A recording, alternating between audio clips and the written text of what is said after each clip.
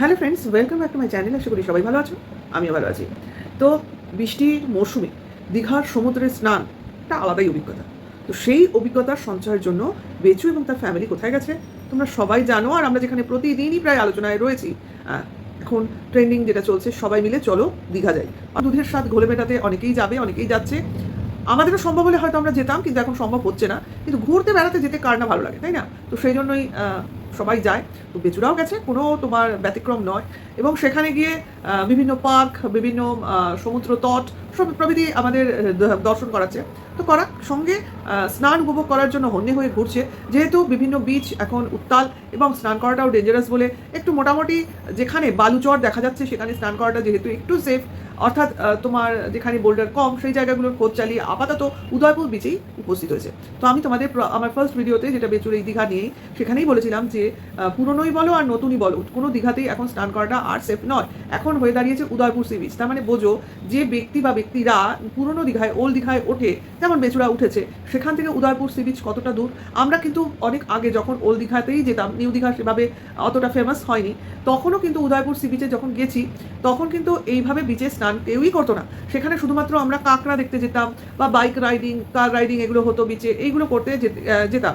কিন্তু এইভাবে স্নান টান ছিল না। এবার যে বিচই স্নানের উপযুক্ত করে দেবে সেখানকার মানে তোমার কমিটি, তো সেই বিচে কিন্তু নোংরা হয়ে যাবে। এটাই হচ্ছে ব্যাপার। এখানে না তোমার মানে মেনটেন্যান্সটা খুবই কম, মানে সঙ্গে সঙ্গে পরিষ্কারটা হয় না, যেটা কিন্তু পুরীতে হয়। দেখবে পুরীতে কিন্তু খুব পরিষ্কার পরিচ্ছন্ন, এত তো লোক যায়, দেশ বিদেশ থেকে আসে, হ্যাঁ, এবং সবসময়ই একটা ভিড়। সেখানে কিন্তু এই পুরী সি বিচে কিন্তু এত নোংরা তোমরা দেখতেই পাবে না। এরা দিনে রাতে পরিষ্কার করে, আর এইখানে পরিষ্কার জিনিসটাই যেন কম, সব ফাঁকিবাজ। যাই হোক, কারণ দীঘায় সি বিচে চান করতে গেলেই তোমার মনে হবে যেন গঙ্গায় নেমেছি। অ্যাকচুয়ালি এত নোংরা, একটু যাবে একটু আসবে, ডাবের যে ডাবগুলো খায় সেই খোলগুলো অবধি বিচের মধ্যে ফেলে রেখে দেয়। তার মানে কতটা কেয়ারলেসনেস এইখানকার ট্যুরিস্ট বলো, এই বিচগুলোর তো একটা মেনটেন্যান্স কর্মী থাকা দরকার, তাদের বলো, কারণই মাথা ব্যথা নেই। শুধুমাত্র টুরিস্ট আসুক আর ইনকাম হোক। যাই হোক, অন্য প্রসঙ্গে চলে যাচ্ছি। টুরিস্ট স্পটগুলো রীতিমতো ক্লিন অ্যান্ড ক্লিয়ার এবং মেনটেন্ড হলে দর্শকদের যেতে সুবিধা হবে এবং যারা যেতে আগ্রহ প্রকাশ করবে, তাই না? এইভাবে যে আমি বলছি, অন্তত আমিও তো একজন ভিউয়ার্স বা টুরিস্ট, যাই বলো না কেন, যদি যাই, তো সেক্ষেত্রে আমার অভিজ্ঞতাটা কী হচ্ছে, এরকম অনেকেরই অভিজ্ঞতা আছে নিশ্চয়ই, যার জন্য তারা অনেকেই আছে যারা দীঘা বা মন্দারমণিতেও এখন প্রচণ্ড ভিড় হচ্ছে। তো সেই জায়গাগুলো কিন্তু ক্রমশ এরকমভাবে নোংরা হয়ে উঠছে।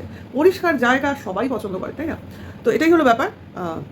তো চলে আসি বেচুর প্রসঙ্গে। আমি আমাদের সামগ্রিক প্রসঙ্গ নিয়ে আলোচনা শুরু করে দিলাম। তো সেখানে বেচু সকালবেলা উঠেছে তার পরিবার নিয়ে। যদিও শুনলাম তার বাবা মা নাকি ভোরবেলা উঠে মন্দির দর্শন করে এসছে। অবাক লাগলো, বাবা এবং মা গিয়ে একা একা মন্দির দর্শন করে এলো। হ্যাঁ, এটা সম্ভব নয়। সম্ভবত তারা যে দলবলের সঙ্গে এসছে তাদের সঙ্গেই হয়তো গেছে, বেচু যায়নি, কারণ সে সকালে উঠতে পারে না, সম্ভবত ঘুমাইছে।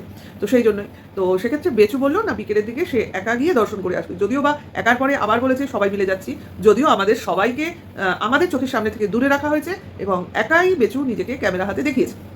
তো মন্দির কি দেখিয়েছে না দেখিয়েছে সেটা তো তোমাদের বেচুর হাতের ক্যামেরার কামাল দেখার ইচ্ছে, তারা গিয়ে দেখে আসবে। আর আমাদের অতটাও ইচ্ছে নেই, কারণ এই ধরনের ফটোগ্রাফি আমরা অ্যাকচুয়ালি অনেক আগেই আমাদের দেখা হয়ে গেছে। এটা অনেক লেটের। হ্যাঁ, যেটা তার মধ্যেও একটু দেখলাম সেটা হচ্ছে রথটা, যেটা সুন্দরভাবে সাজিয়ে রাখা রয়েছে। যাই হোক, সেটা কথা না। যে যারা কিনা ইস্কনের রথ দেখেছে, মাহেশের রথ দেখেছে, তারা অন্তত এইরকম রথ দেখায় খুব একটা আগ্রহী হবে না। তো যাই হোক, রথ তো রথই হয়, জগন্নাথদেব যাতেই চলেন সেটা তারই মাহাত্ম্য অনেক বেশি। তো সকালবেলা বেরিয়ে লিকার চা সমুদ্রের পাড়ে বসে খাচ্ছে। হ্যাঁ, অনেকেই খায়। এটা কিন্তু তোমার ওই সূর্যোদয়ের সময়টা খেতে খুব ভালো লাগে দেখার সঙ্গে সঙ্গে। তো দীঘাতে সেইভাবেও দেখা যায় না, যেটা কিনা পুরীতে খুব সুন্দর দেখা যায়। তাও তোমার এই অক্টোবর মাসের শেষে গেলে। তার আগে কিন্তু তোমার ওয়েদার এত ভালো থাকে না, যেখানে পরিষ্কার তুমি ক্লিয়ারলি দেখতে পাবে। তো সেইখানে খাচ্ছে, চা খাচ্ছে, ভালো কথা। বাচ্চাটার হাতেও চায়ের কাপ।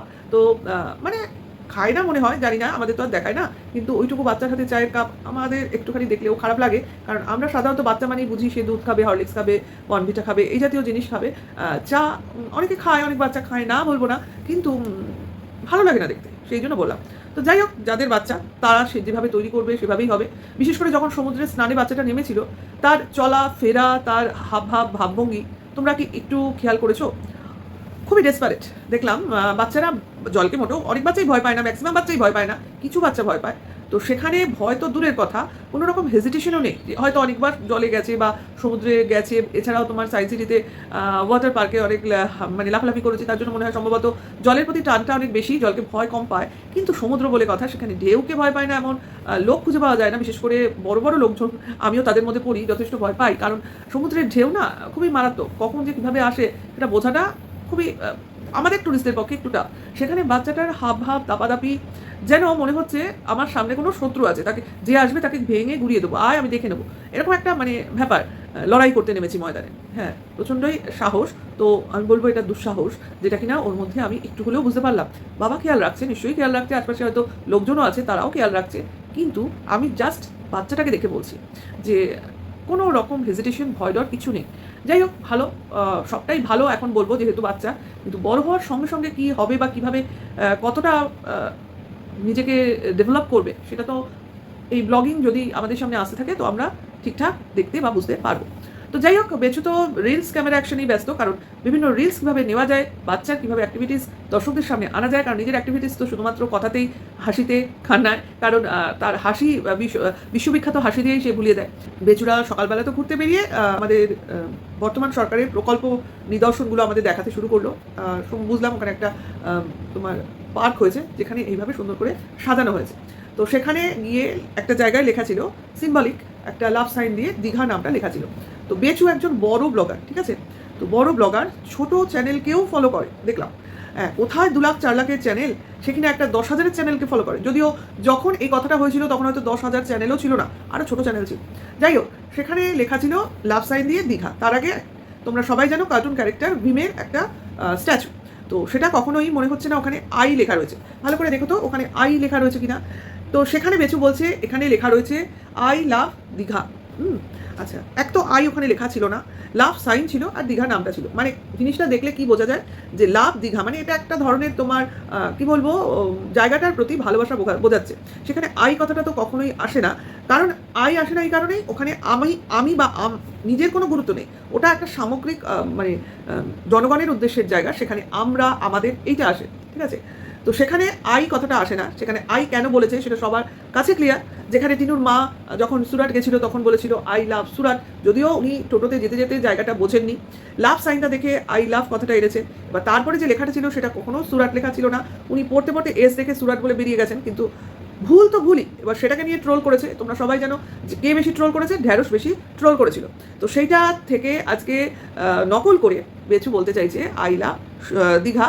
এটা কিছু ভুল বললাম না তো? একেবারেই ভুল বলেছো। কথাটা আই ছিল না, সেখানে আই কথাটা কোথা থেকে এলো? আর যেখানে তোমার মানে শিক্ষা পদে পদে তুমি বোঝাতে চাও যে তুমি 8 ফেল, কারণ তার জন্যই তুমি 9-এ ওঠো নাই, তো সেই জন্য নিজের অশিক্ষার পরিচয়টা বারবার দিয়ে আর বড় চ্যানেল হয়েও ছোটো চ্যানেলের প্রতি দৃষ্টি দেওয়ার উদাহরণ তুমি অলরেডি স্থাপন করে ফেললে। কাজে এখান দিয়ে আবারও তোমার নির্বুদ্ধিতার পরিচয় সবার সামনে চলে এলো। যদিও তোমার কিছু আছে 5টা দর্শক যারা কিনা বললে হেভি বলেছো, হ্যাঁ তুমি কাকে কি বলতে চেয়েছো বুঝতে পারছি, সে তো সবাই বুঝতে পারছে। কারোকে নকল করছে যে বেচু, সে তো সবাই বুঝতে পারছে, কিন্তু সেই নকলটাও যদি সঠিক ওয়েতে করতো তাহলে বুঝতাম। সে যদি টোটোতে যেতে যেতে বলতো তাহলে বুঝতাম যে ভুল বলছে, হয়তো লেখাটা চট করে সামনে দিয়ে চলে গেছে, যেটা কিনা টিনুর মার ক্ষেত্রে হয়েছিল।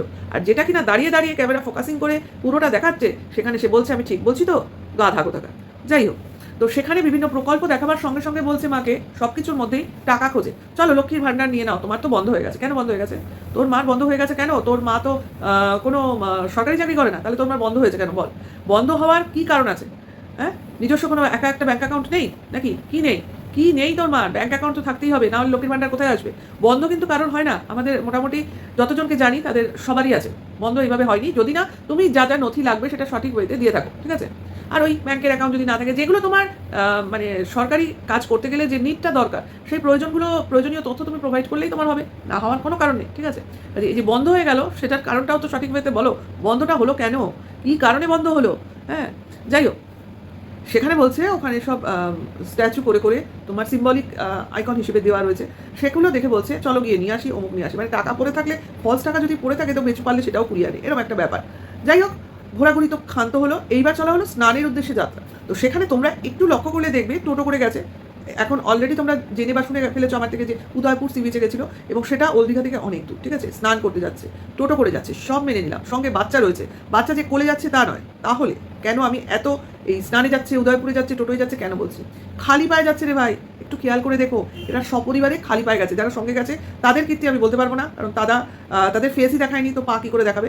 তবে হ্যাঁ, সঙ্গে কেউ গেছিলো, কারণ তারা ছিল আর কি। কারণ টোটোতে যখন বেচু বসে ক্যামেরা করছিল, তার বাচ্চাকে দেখাচ্ছিল, অলরেডি বাচ্চা কারোর কোলে ছিল, যার নেভি ব্লু কালারের গেঞ্জিটা শো করছিল, তার হাতটাও লক্ষ্য করা যাচ্ছিল, ঠিক আছে। কারণ বেচু আর বেচুর মা ওয়ান সাইডে বসেছিল, আর অপর সাইডে বেচুর বাচ্চা।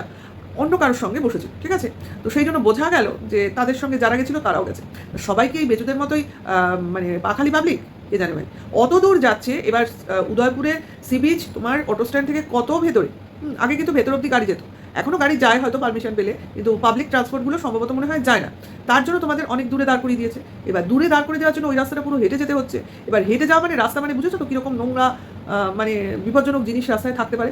বাচ্চাটাকে বড়রা তোরা যা খুশি করকে, তোরা জামা কাপড় না পরে যা, খালি পায়ে যা, চটি পরে যা, আর ডাজ নট ম্যাটার। হ্যাঁ, যদি মান সম্মানের জ্ঞান না থাকে তাহলে ডাজ নট ম্যাটার, কিন্তু বাচ্চাটাকে খালি পায়ে নিয়ে যাচ্ছে, ভাবো কতটা আনহাইজেনিক এবং ইনহিউম্যান। এবং তোমার সব থেকে বড় যে কথাটা বলতে হয়, মানে আবদা, ঠিক আছে? কারণ অতটা রাস্তা বাচ্চাটাকে হাঁটিয়ে নিয়ে গেল।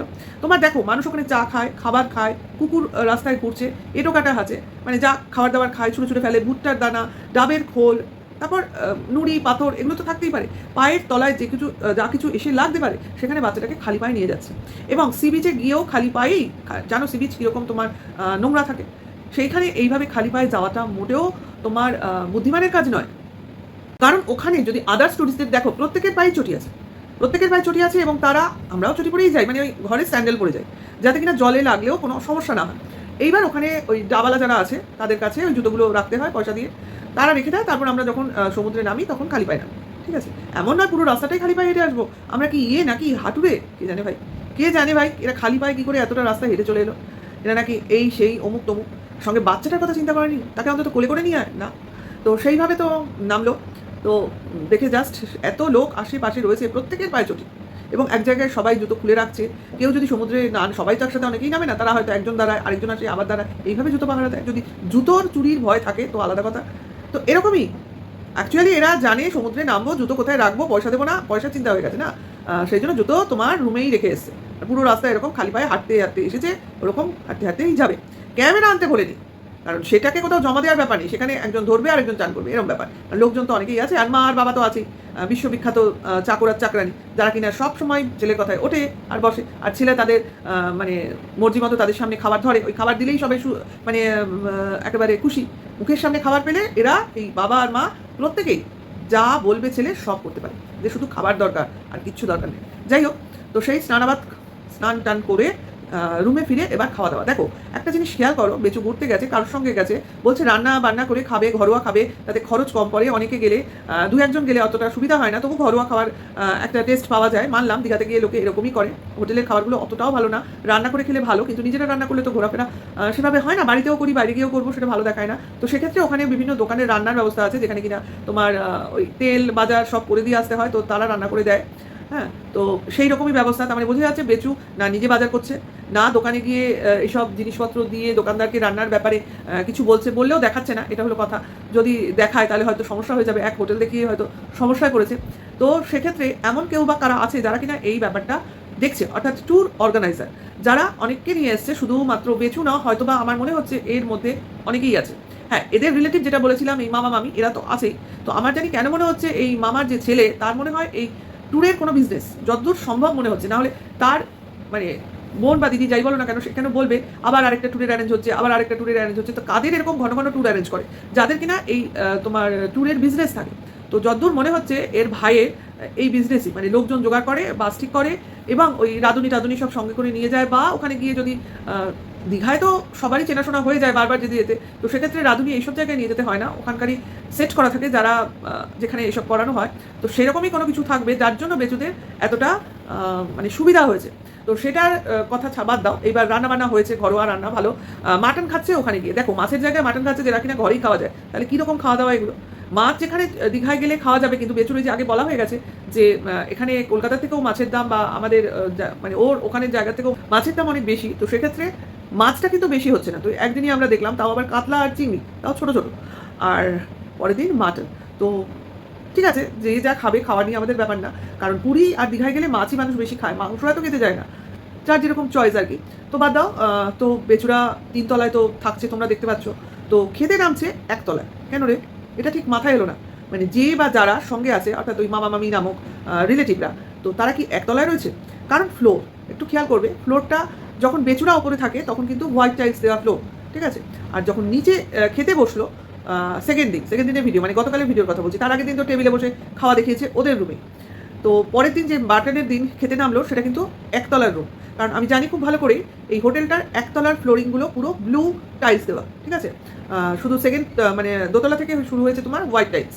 তো সেই জন্যই বলছি একতলায় রয়েছে, তার মানে এদের রিলেটিভরা যাদের রুমে বসে এরা খাচ্ছে, বুঝতে পেরেছো? তো এইটাই হচ্ছে ব্যাপার, হয় এদের ট্যুর ট্রাভেলসের সঙ্গে অনেকের সঙ্গে গেছে, অথবা এরা নিজেরাও যেতে পারে, সেটা কথা না। মানে ফ্যামিলি মেম্বার যেরকম বললাম, বাপ ছেলে মা আর বোনের মেয়ে এরকমভাবেও যেতে পারে, কারণ তাদের ঘরে বসে খাওয়া দাওয়া হচ্ছে মেঝেতে, এটা কিন্তু পরিষ্কার দেখা গেল। এবং আরও লোককে দেখলাম ঘরে গামছা পরে ঘুরে বেড়াচ্ছে, মানে তারা ঘরে স্নান টান করেছে। তো খাওয়া দাওয়ার ব্যবস্থাটা নিচে হয়েছে আর এরা ওপরে থাকে, ঠিক আছে, এটা তো পরিষ্কার বোঝা গেল। কিন্তু এইটুকু এখনও ক্লিয়ার হলো না, বেচুদের ঘরে তিনটে খাট কেন, মানে দুটো 6-7 আর একটা সিঙ্গেল কেন, মানে কে বা কারা ওপরে গিয়ে থাকছে, খাচ্ছে, থাকছে, ঘুমোচ্ছে, এটা কিন্তু একটা মিস্ট্রিয়াস ব্যাপার। তো সেটা এখনও আমাদের কাছে ক্লিয়ার হয়নি, মানে সেই ধরনের তথ্য কিছু সামনে আসেনি, কারণ অত বড় রুম বেচুরা নিয়ে কী করছে, তাই না? এটা একটা কিন্তু বিশাল জিজ্ঞাসা। তো বেচুর সম্বন্ধে আজকে এইটুকুই ছিল। নেক্সট আবার কি দেখায় তার উপর বলতে আসবো নেক্সট দিন, কারণ এটা তো একটা সিরিজ চলছে তোমাদের মতোই, তোমাদের কথা মতোই, তো সেই সিরিজেরই ধারা বিবরণী চলছে আর কি বলতে পারো। তো আপাতত এইটুকুই বললাম, কেমন লাগলো অবশ্যই জানিও, ভালো লাগলে লাইক কমেন্টস করো, আর নেক্সট ভিডিও ওয়েট করো। সবাই ভালো থেকো, সুস্থ থেকো, টাটা, বাই।